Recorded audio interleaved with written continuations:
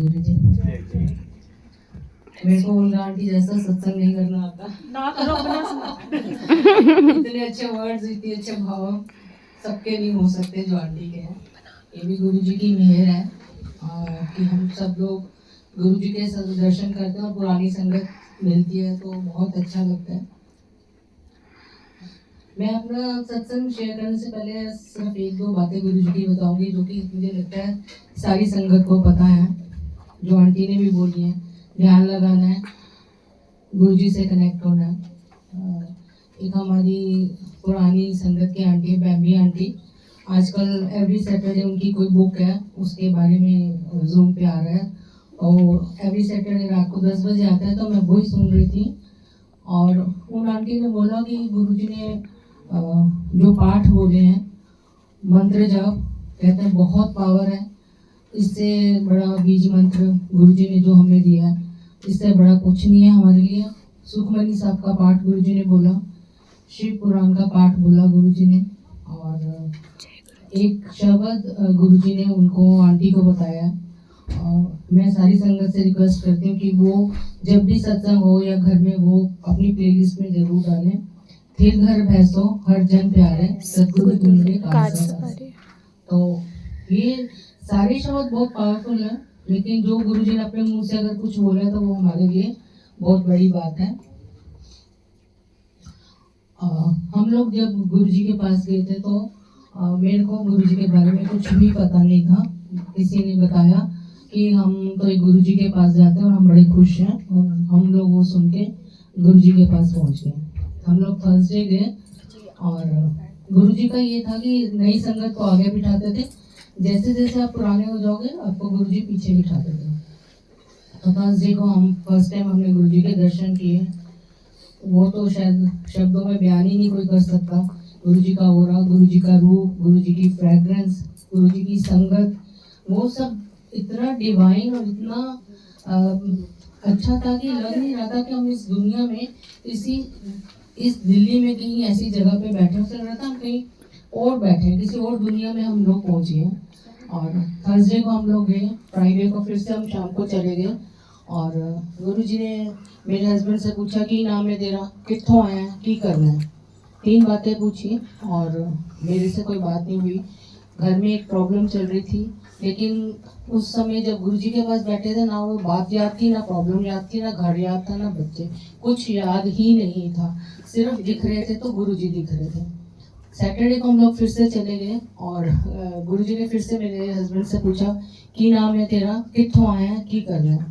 और जब गुरुजी नाम पूछते थे ना सच में नाम भूल जाता था, ब्लैंक हो जाते थे आप लोग। और मेरे हस्बैंड ने बोला कि गुरुजी, मेरे हस्बैंड बैंक में थे, उन्होंने VRS ली हुई थी, तो एकदम उन्होंने बोला गुरुजी हले तो मैं वेला वा। गुरुजी कहने लै एक मैं वेला एक और वेला आ गया।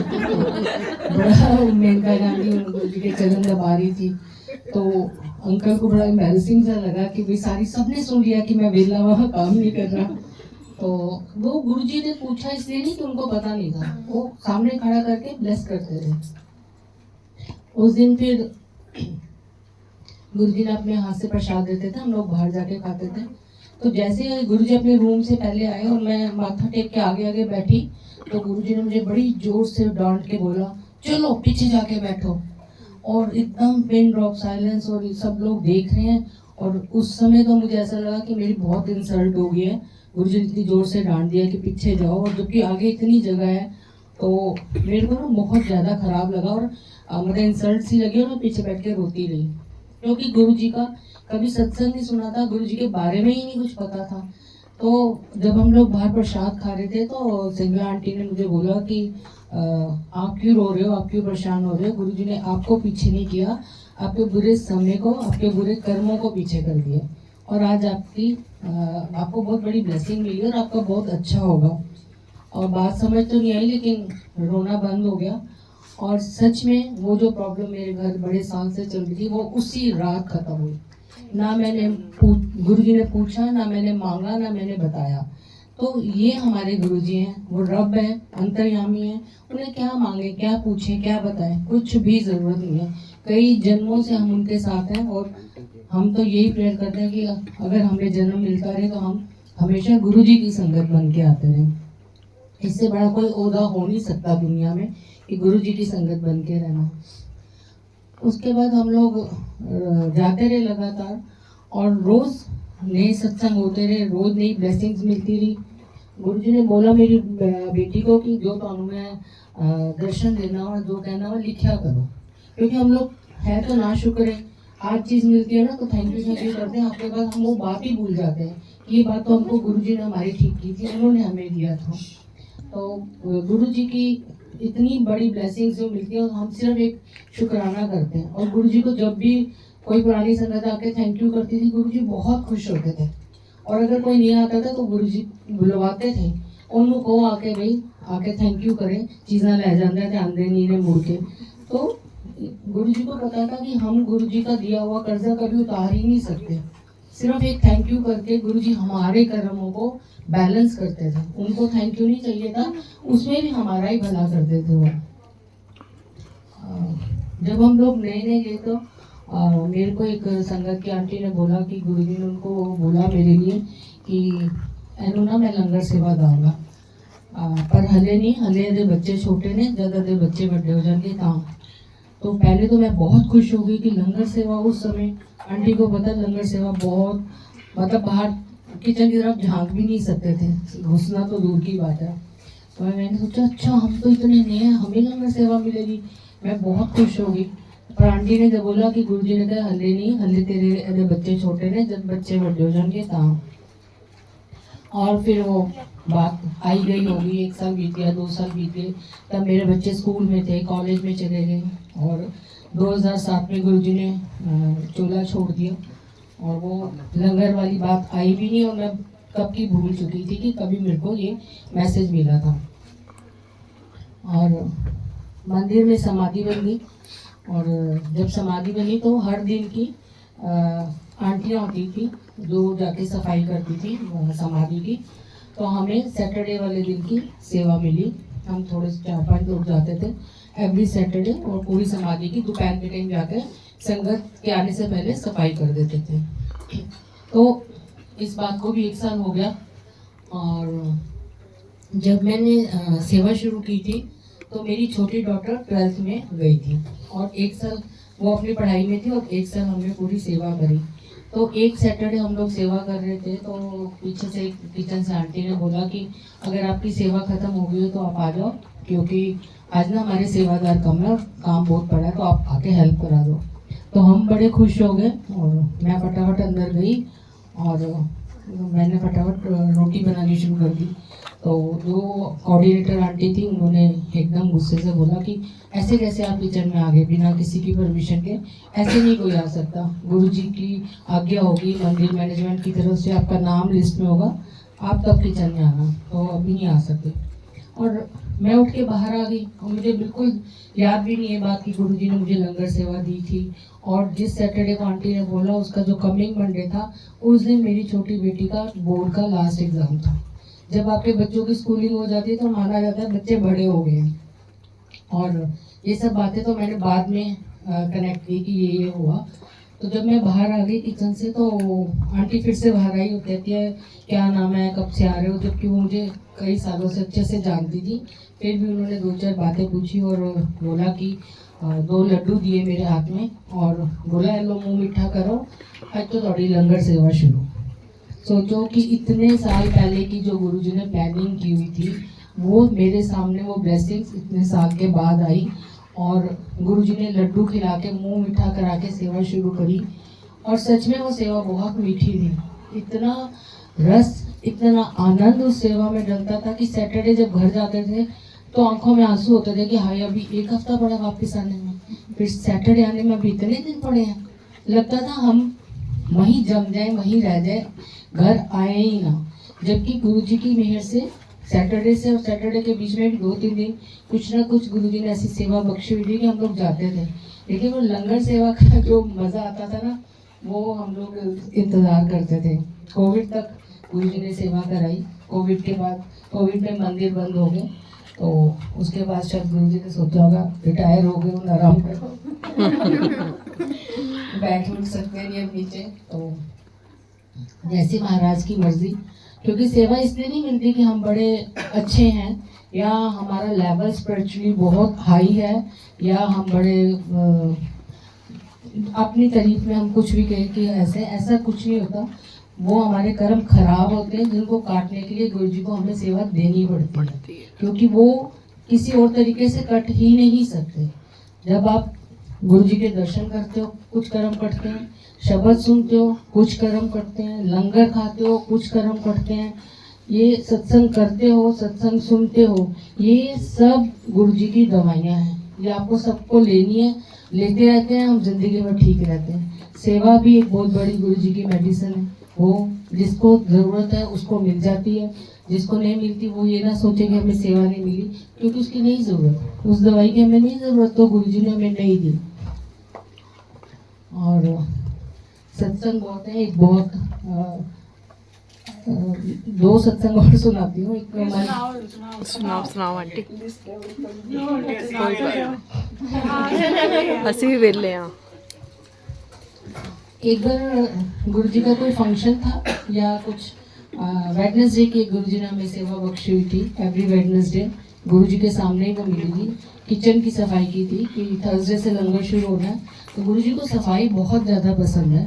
तो एवरी वेडनेसडे पूरी किचन खाली होकर साफ़ होती थी, A to Z, एक एक मसालों के डिब्बे, आटे के डिब्बे, चावल के डिब्बे धोने सुखाने, एग्जॉस्ट फैन तक उतार के साफ़ होता था। मतलब ज़बरदस्ती भी चीज़ें ढूंढ ढूंढ के साफ़ करते थे कि हमें सेवा मिली हुई है। तो एक बार हम लोग ऐसे गए हुए थे और थोड़े से लोग थे मंदिर में। उस दिन बहुत ओले पड़ रहे थे, बहुत बारिश थी, बहुत ओले पड़ रहे थे। और जब हम मंदिर पहुंचे तो राधा स्वामी की मंदिर की दीवार के साथ इतना ढेर लगा हुआ था ओलों का, और बड़ी मुश्किल अंदर मार्बल है, स्लिपरी हो जाता है, फिसल जाते हैं लोग, काफ़ी गिरते भी थे। हमारे पैर दबा दबा के बैक साइड पे किचन था, वहाँ किचन के साथ 2 रूम्स बने हुए थे। पहले शुरू में किचन छोटी थी, उसको गेस्ट रूम बोलते थे। पंजाब से जो संगत आती थी वहाँ रेस्ट करती थी, वॉशरूम थे और 2 बेडरूम थे, और बाहर थोड़ा सा सब बरामदा सा था। तो बड़ी मुश्किल हम बरामदे तक पहुँचे कि बारिश बंद हो, ओले बंद हो तो हम सेवा शुरू करें। तो ओले बंद हो गए तो 2-3 संगत के बॉयज़ थे, तो अंकल वो आए, कह रहे देखो कितना बड़ा चमत्कार हो गया मंदिर में, देखो। हमने कहा क्या हुआ? कह रहे कुटिया की तरफ चलो, कुटिया की तरफ चलो, आपको दिखाते हैं। तो हमने कहा भाई हम फिसल जाएंगे, बता दो क्या है। तो वो एक बाल्टी भर के ओले वहाँ से उठा के लेके आ गए, कुटिया के उस साइड, झूले के उस साइड।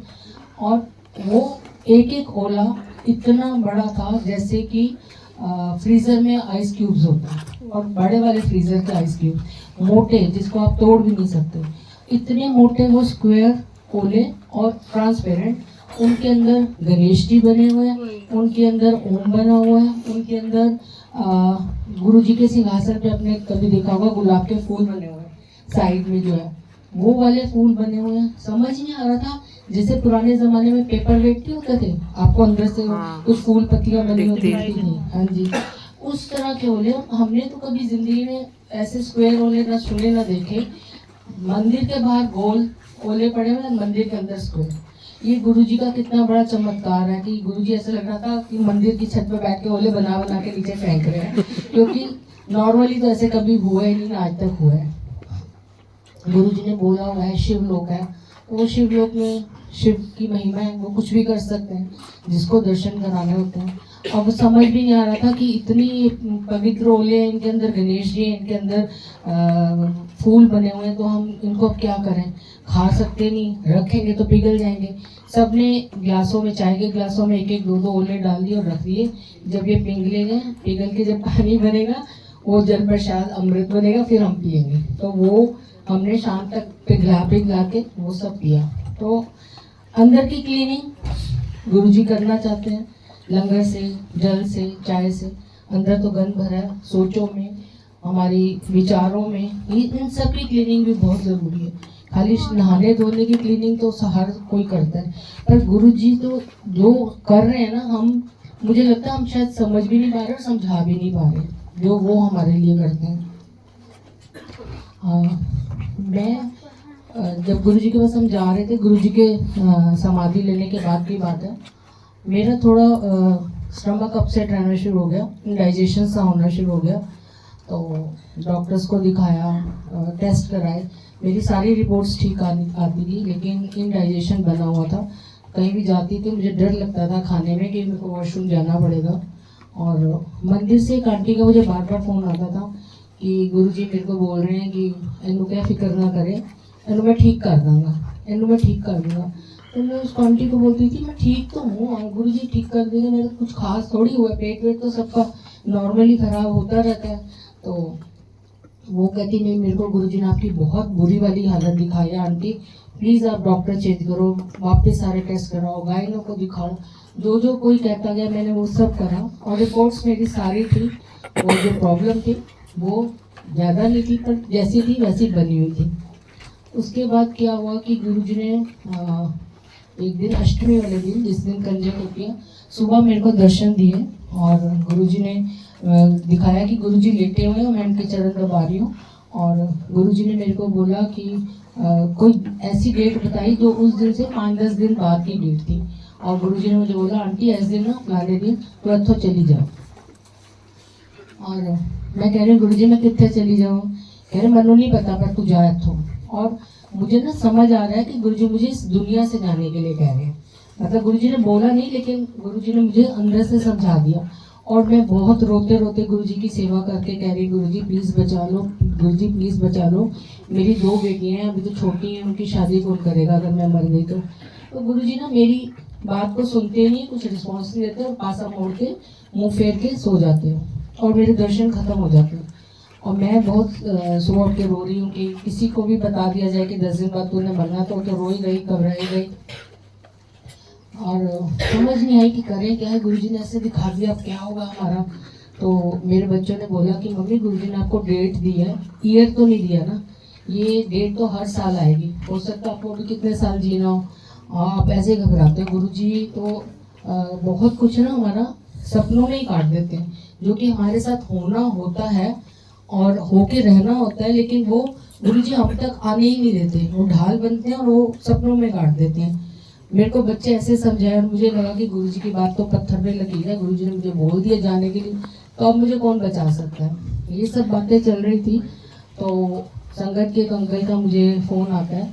वो उन्होंने बोला कि अपने घर में वो जब ध्यान कर रहे हैं गुरुजी का, तो गुरुजी ने उनको बोला कि मेरे जिया जी थे, तो गुरुजी ने उनको बोला देख तेरी साली को आज मैं कितना घबरा देता है, वैसे तो कहती रहती है ਇੱਥੇ भी ਤੁਹਾਡੇ ਕੋਲ ਉੱਥੇ भी ਤੁਹਾਡੇ ਕੋਲ ਤੇ ਹੁਣ ਕਿੰਨਾ ਮਰਨੇ ਦੀ ਗੱਲ ਹੈ ਤੇ ਪਿੱਟਣਾ ਪਾ के बह गई।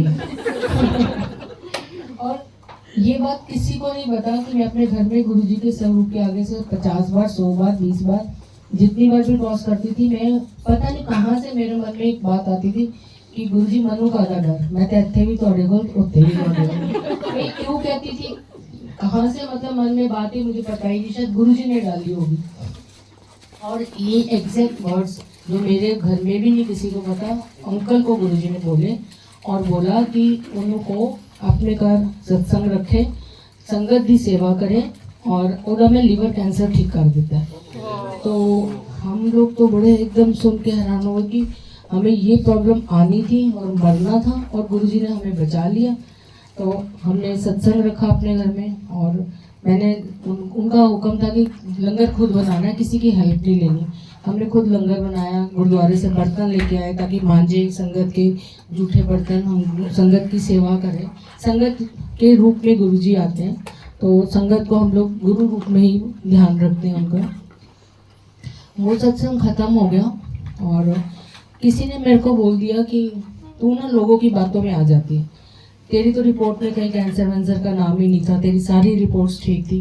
और किसी ने ऐसे बोल दिया कि सपना आया कि गुरुजी ने उनको ये बोला है और तू मान गई, तो तेरे को कुछ था ही नहीं। तो मेरे को अंदर से पता था कि ये सब गुरुजी जो करवा रहे हैं वो ठीक बात है और ये होना था, लेकिन किसी को मैं समझा नहीं पाई। और इस बात को दिखाने के लिए गुरुजी ने कि मुझे ये सब होना था, गुरुजी ने मंदिर की अलग अलग आंटियों को, जिनको मेरे प्रॉब्लम के बारे में नहीं पता था, जिनको मेरे दर्शन के बारे में नहीं पता था, मेरे घर में सत्संग हुआ है, थोड़े से लोग आए थे, जितने घर में कैपेसिटी थी, पूरा मंदिर तो आप बुला नहीं सकते संगत को, उन लोगों ने आके अलग अलग, एक नोएडा से मीनू आंटी आती थी, आंटी को पता होगा, मनी आंटी है एक, मतलब मंदिर की नॉन आंटी जो सारी संगत उनको जाती थी, उन लोगों ने आके मुझे बताया कि गुरुजी ने उनको मेरी किसी को डेड बॉडी दिखाई है, किसी को मेरी बड़ी बुरी हालत दिखाई है।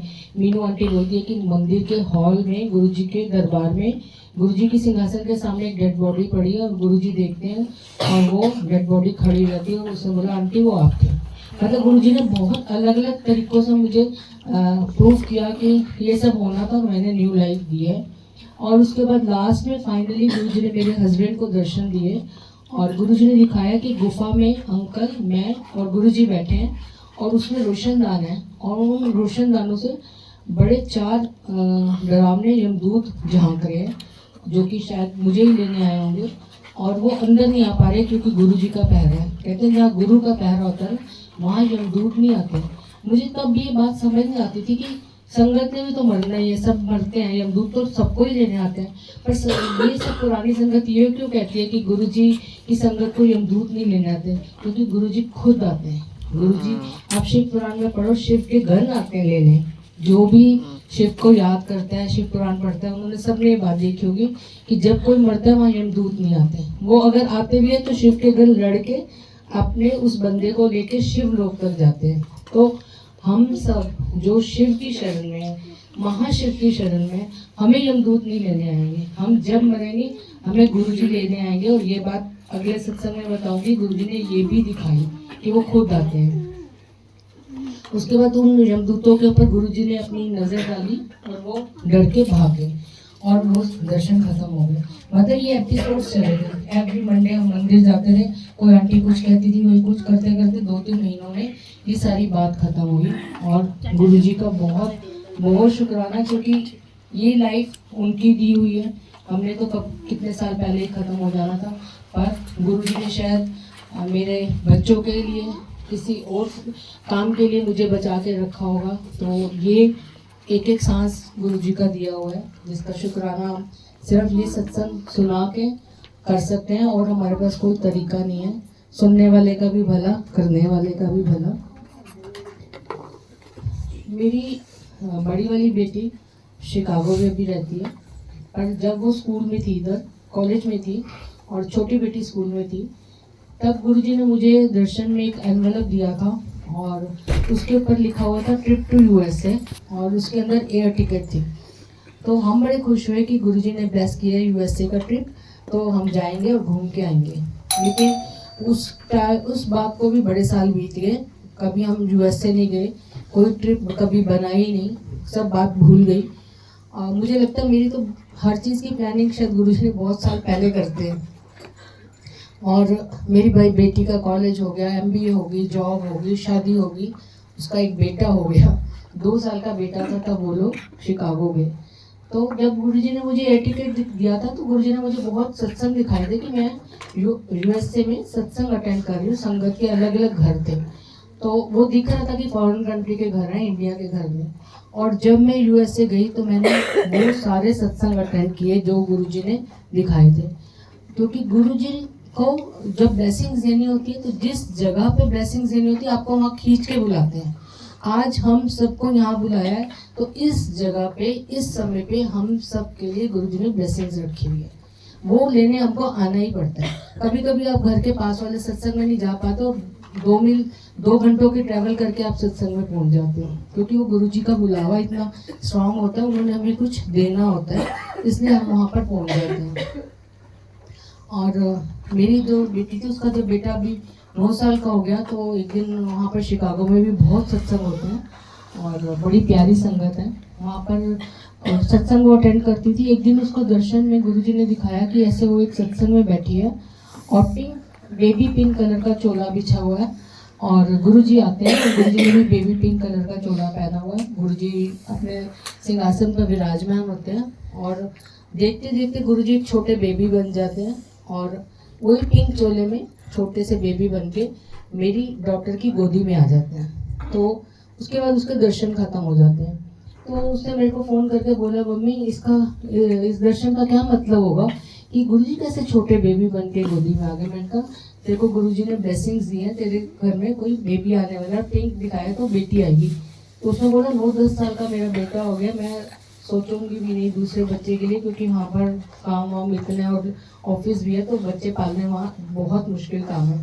लेकिन गुरुजी ने जब कोई सोल देनी होती है ना आपको, उस सोल का आना आपकी लाइफ में बहुत ज़रूरी होता है, क्योंकि हो सकता है उस सोल की किस्मत की बदौलत आगे आपकी लाइफ चलनी हो, उसकी खुशियों के साथ आपकी खुशियाँ हो, आपकी किस्मत में नहीं हो कुछ, लेकिन गुरुजी देना चाहते हैं तो एक सोल के ज़रिए आपको देंगे।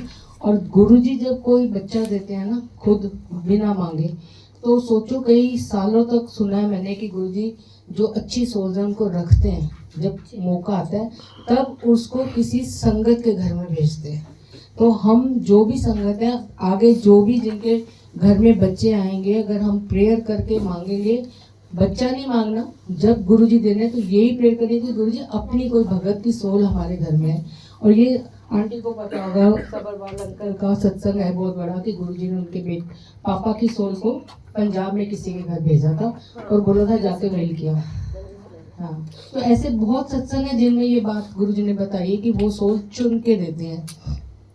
तो वो मेरी बेटी की बेटी आनी थी जब, तो उसने मुझे, गुरुजी ने मुझे भी दर्शन दिए कि गुरुजी ना कंजक बने हुए हैं, पायजेब पहनी हुई है, आलता लगाया हुआ है। तो मैंने अपनी डॉक्टर को बोला गुरुजी ना तेरे घर जब आएंगे कन्या रूप में, नरातों में आएंगे। तो उसने बोला मम्मी नराते तो पहले 1 महीना हो जाएंगे और जो डॉक्टर ने डेट दी है वो 1 महीना बाद की है। आप ना हर दर्शन के अपने हिसाब से मतलब लगा लेते हो। तो अब हमारा जितना दिमाग है हम तो उससे उतना तक ही सोच सकते हैं, इससे आगे हम सोच नहीं सकते। तो मैंने कहा अच्छा मुझे तो यही समझ आया, बाकी गुरुजी की मर्जी। और उस साल अधिक मास था और नराते 1 महीना लेट हो गए। 7वें नराते वाले दिन शुक्रवार के दिन उसकी बेटी हुई। और गुरुजी ने उसको बोला कि जब तू डिलीवरी वास्ते जाएंगी तो माता दी मूर्ति, शेरा वाली माता दी मूर्ति, फोटो नहीं बोला, अपने नाल लेके जाए। और वहाँ पर कोविड था उस टाइम, शिकागो में बहुत मुश्किल था, वैसे भी वहाँ भगवान की चीज़ें मूर्तियाँ बहुत मुश्किल मिलती हैं, इंडियन स्टोर्स थोड़े से होते हैं। उसने ऑनलाइन माता की बहुत सुंदर मूर्ति उसको मिली, वो साथ लेके गई, पिलो के नीचे उसने वो मूर्ति पूरा टाइम रखी। तो सोचो गुरुजी कितनी हमें ब्लेस करने के लिए गुरुजी को कितना अपनी पावर यूज़ करनी पड़ती है, अलग अलग तरीकों से दिखा के समझा के हमें बताते हैं कि वो हमें ब्लेस कर रहे हैं। ये तो नॉर्मली बच्चा वो हमें क्या समझ आएगी ना कि हो गया चलो हो ही जाते हैं दुनिया के, क्या इसमें बड़ी बात है। लेकिन गुरुजी की ब्लेसिंग्स जो है वो अगर वो ना समझाए तो हम तो इतने बुद्धू इतने पागल हैं। मैं तो कई बार कहती हूँ गुरुजी कुछ भी करना ना डायरेक्ट संभालना, समझाने से गोल गोल मत घुमाना, मेरे को पल्ले ही नहीं पड़ती चीज़ें। तो आप डायरेक्ट बताओगे तो शायद हम समझ जाएंगे, ऐसे इशारों वाली बातें हमें समझ नहीं आती हैं।